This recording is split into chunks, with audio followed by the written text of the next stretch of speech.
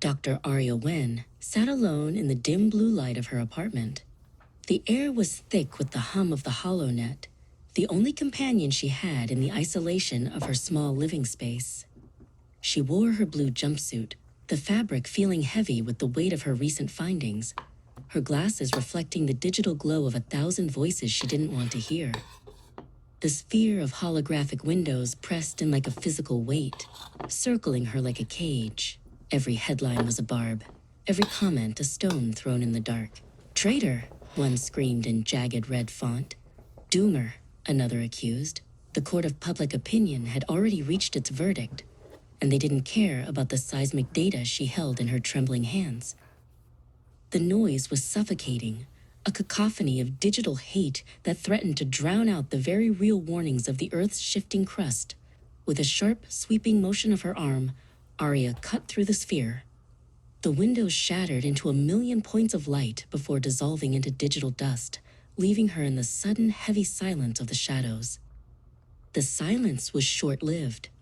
A crimson priority call icon began to pulse in the center of the room, casting a rhythmic, bloody light against the walls.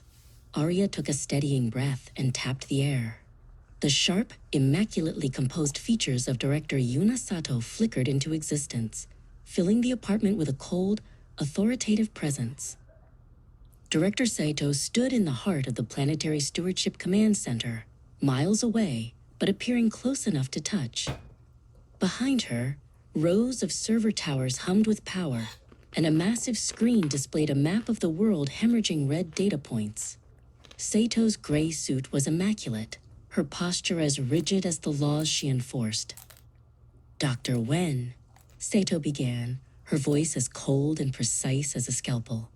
Your latest reports regarding the instability of the crust have reached the public. They are causing complications. In a time where we need order, you are sowing chaos. As of this moment, you are officially relieved of your position on the advisory board.